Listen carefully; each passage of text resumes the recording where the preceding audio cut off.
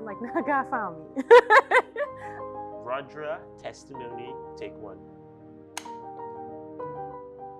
Oddly, I feel like I came out of the womb knowing God. Oddly. You know, it wasn't that my mom had said anything to me.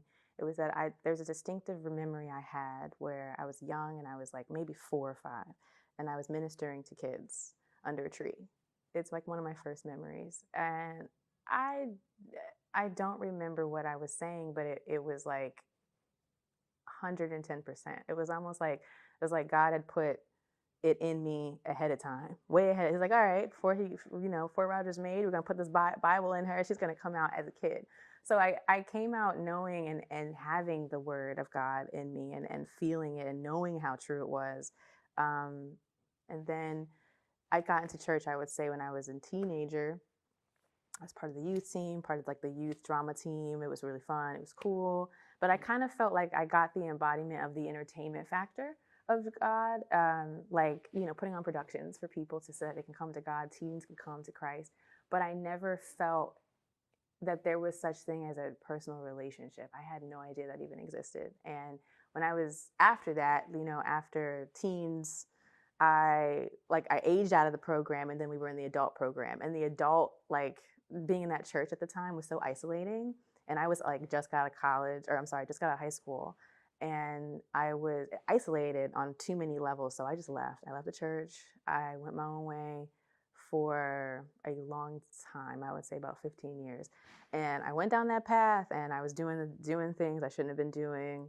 And there was a lot of spiritual warfare happening to me that I didn't even really understand until Jesus literally, like, it was like God, like, grabbed me out of nowhere. There was a time where I was going out and I was having a good time, and I was like, you know what? I got home. I was almost home, and something told me, take the bus. And the train was there. And it was 3 o'clock at night. I had just gone out in town in New York City, and I was living in Jersey.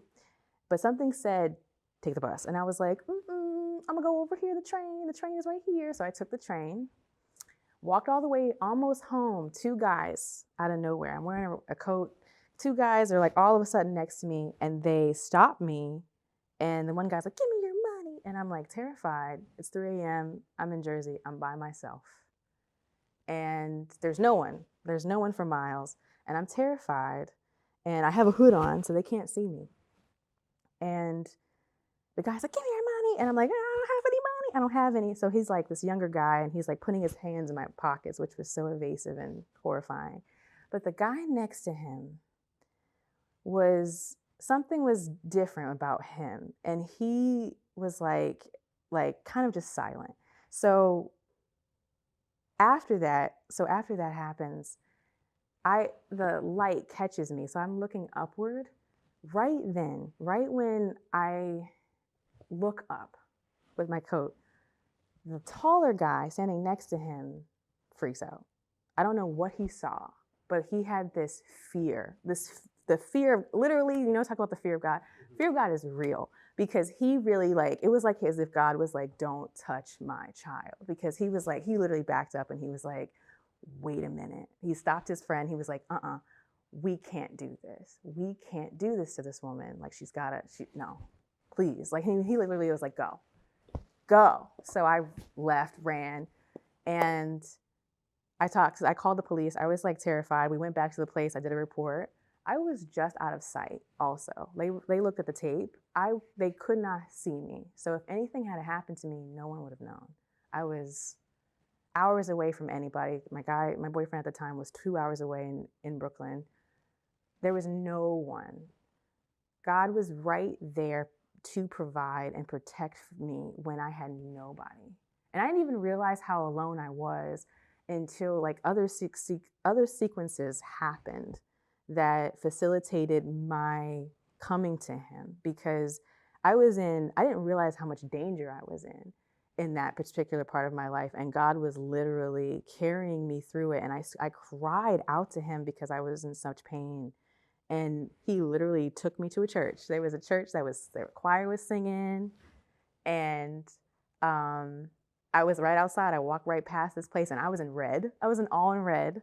I literally had like sexually suggestive things on my I was like all in red this time, and then I went to this church, and they were all in white. It was like out of a movie, and they're yelling, everyone's happy, everyone's like, and I just couldn't stop crying. Like the music, what they were singing was so powerful and beautiful, and I was literally drenched. And here I am in red, and I was like, oh no, I'm in red. And like one of the ushers, she was like, you're good, you're here.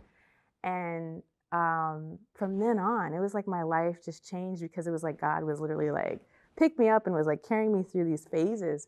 And there was no one else. Like I didn't have family. I didn't have friends at that period. I thought I did, but I really didn't. I didn't have anybody. So God was like, faceplant right here. Come on, kid, let's go.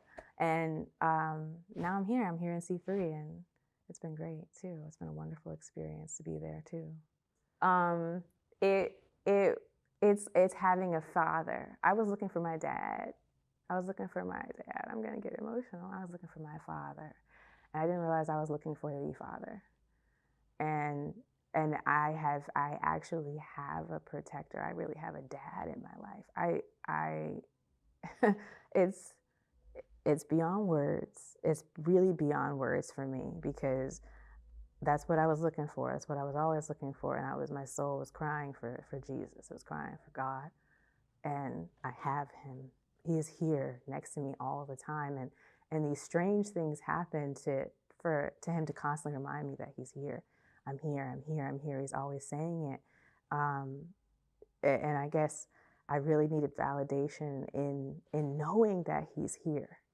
And he's actually shown me in all these ways that are crazy.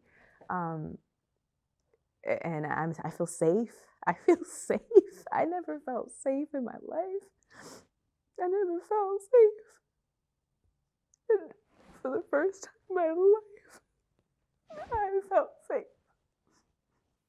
Oh, my relationship with the Lord is like,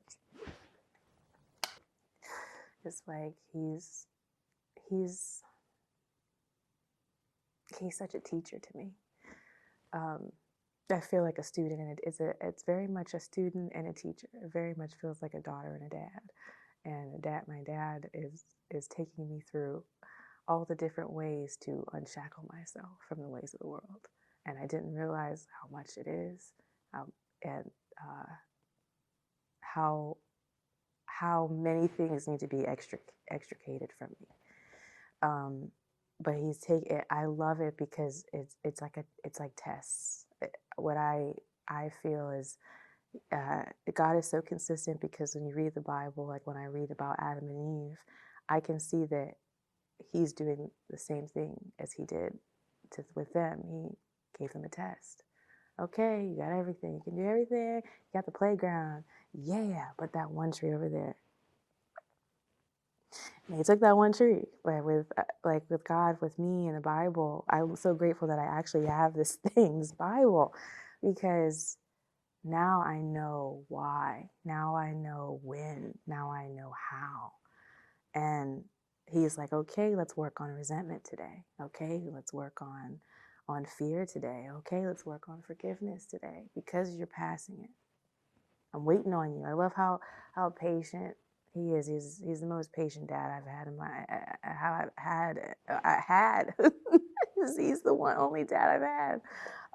But he's very patient. He lets me get kind of like and mule through things, and then, all right, you got it. Next one. It feels like being in kind of like a Jedi master. I feel like Christians we're Jedi masters out here. We're being trained to walk away from the world, and to seek him, and to seek the kingdom of heaven here. We can have it right here on earth. And he's just teaching us through it. He's very patient, very loving, and that's what my relationship has been like. It's been vulnerable, and I love that he's more in me. He's more inside my mind, and the ways of Satan, the ways of like myself, my ego are still in there. But that voice used to be bigger than it is now. It's like softening, and his voice is taking more of my life. And there's like things that have been happening outside of my life to prove it too. And I'm like, oh my gosh, this is amazing.